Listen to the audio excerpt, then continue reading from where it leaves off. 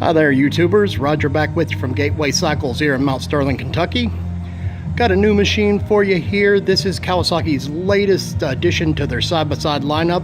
This is the Mule Pro Mx. Comes standard with power steering. It is four-wheel drive.